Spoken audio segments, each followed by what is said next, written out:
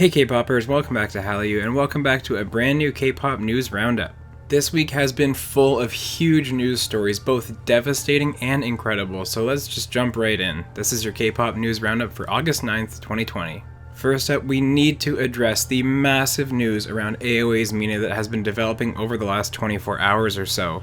Again, I'm going to give a trigger warning here, and if you need to skip ahead to the next story in this video, feel free to do so, but we do need to talk about this. There's no other way to say this. AOA's Mina has attempted suicide, and she's now safe in the hospital. If we rewind a few days to August 5th though, Mina actually held a livestream at a commercial photo shoot where she seemed happy. She was thankful to her fans for their support and said, quote, "I'm receiving treatment so that I can work soon. Step by step, I'm going to try hard so that I can get to do the work I enjoy and act."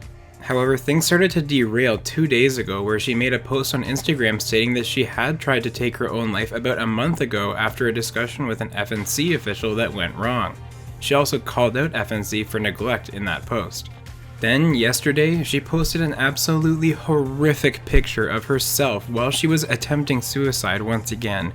I am absolutely not going to show this picture, and the only reason I've seen it is because I want to make sure I'm always doing my due diligence researching these stories that I deliver to you guys every week. This photo will make your stomach churn. The picture shows Mina holding out her wrist with cut marks all over her forearm and blood everywhere. In that post, she told Jimin, Seolhyun, and the FNC CEO to live well, and she called them out for their disgusting greed. She also said that she misses Sully and ended the post by saying, quote, "I'm happy but I want to go. It's painful here. Don't come to my funeral when I die. You're dirty. When I die, I'll torment you all. I can't live with this evil, okay?" Her agency, Uri Actors, called the police immediately after seeing the post, and emergency services have saved her at her home.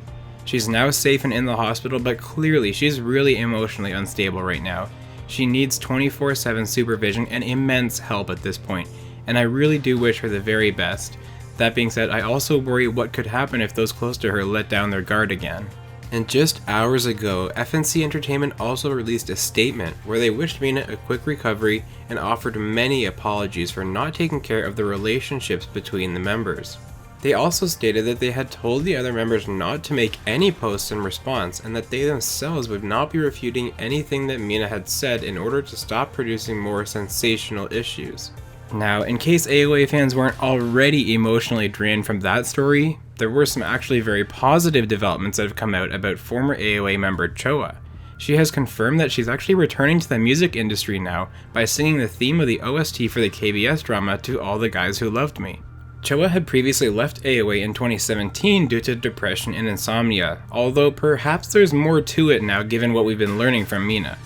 Choa has recovered physically and mentally in the time that she's had off though, and she's now in discussions with several agencies. She's carefully planning a return as a solo artist, and although it's unclear how much she'll be back as a soloist, it's definitely welcome news in such a turbulent time for the group. Now, in another surprise announcement this week, Jellyfish Entertainment announced that Hongbin has left VIXX. Hongbin had reportedly requested to leave the group, and after discussing it with the members, the request was granted on August 7th. This likely started a few months ago when Hongbin streamed drunk on Twitch and made some careless criticisms of songs from other groups. This got a lot of fans of various groups upset with him, and he was subsequently excluded from several events and group activities after that. Hongbin has actually gone on Twitch and streamed since his departure, but he said he can't share much right now until his lawyer finalizes all the paperwork in terms of his exit from the group, and VIXX will be continuing on as 5 members in the future. SM Entertainment and JYP Entertainment are partnering together to create an online concert company. It's going to be called Beyond Live Corporation, and it will take advantage of JYP's global network, SM's content production ability, and Naver's technology. In fact, Twice performed on the platform today, streaming a digital concert called Twice World in a Day. It's going to be very interesting to see what SM and JYP can pull off here with their combined efforts, especially as new technologies like augmented reality and 5G-enabled devices become more mainstream. BTS is scheduled to receive the Korea Society's highest honor, the James A. Van Fleet Award. The award celebrates achievements in US-Korean relations, and this year they're going to be receiving the distinction alongside Korean war veterans and a member of the Korea Chamber of Commerce and Industry. This award will be given to them at a private gala on October 7th. Okay, so I know that was a ton of really intense news, so how about we take a break with some great new comebacks from this week? There have been a ton of them, and let's start with Kang Daniel's new song, Who You Are.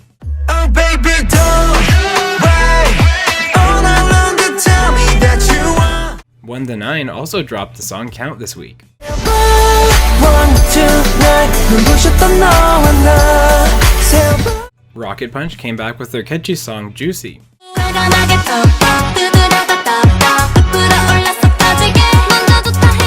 You Know I released Way, Where Are You? So beautiful. 조금만 더 나를 말해줘. G-Idol is back with this very Western style song, Dum Dee Dum Dee.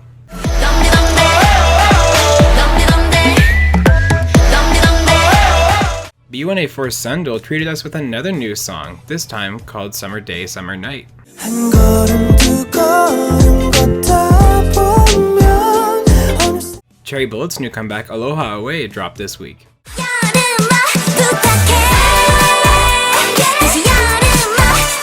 YG's new boy group, Treasure, debuted this week with the song Boy. I just wanna be a boy.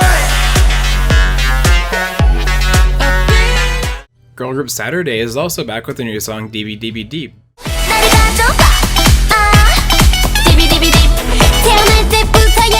Taemin got out dancing in the streets in his new solo, Two Kids. We were just two kids, too young and dumb, 어리고 멍청한. Miso released Blessed, a military-inspired hip-hop track. I'm so blessed. 24/7 난 하루 종일 쉬지. And a brand new girl group called Maka debuted this week too with the song Burning Power.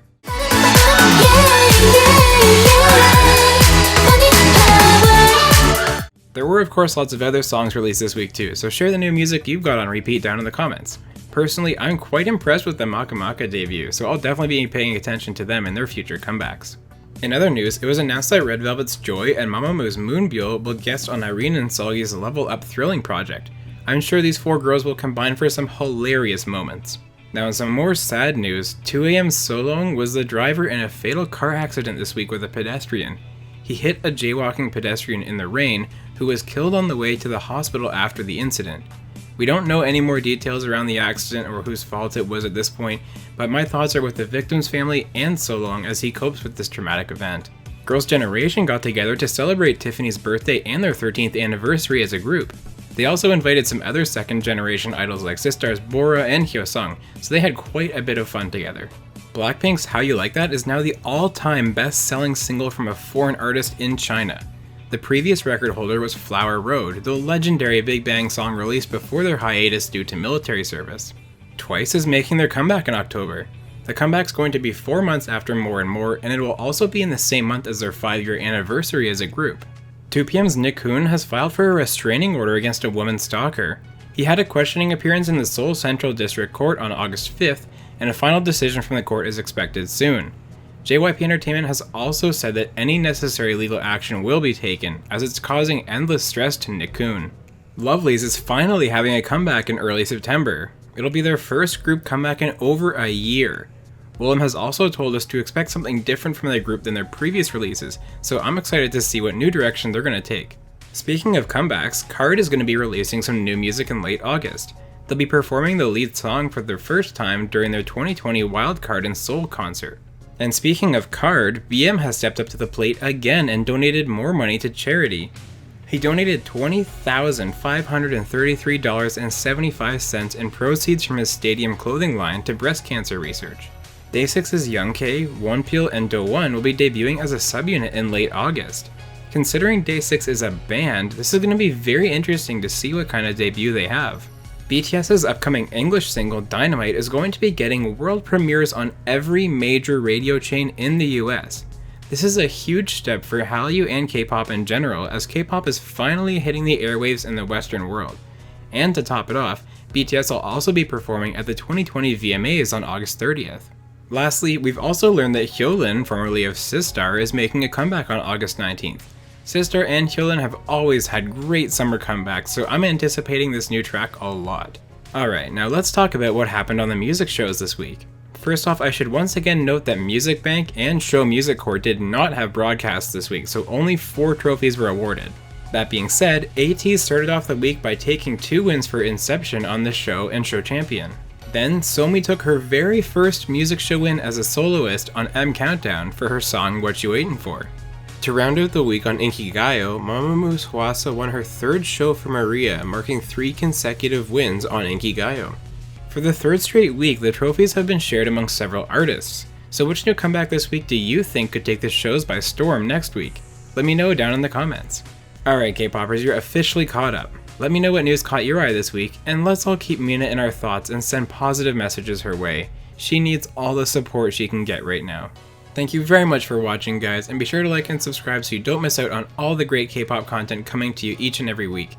I've even got a brand new schedule with premieres at least 3 days a week for you guys, so be sure to check out that schedule on the HallyU channel page. I also have a Patreon link below, so if you want to be an honorary producer on my videos, get personalized K-pop video messages from me, or even have a deep dive of your own, you can support my work there. Thanks once again, and I'll see you guys on Wednesday for the next K-pop deep dive.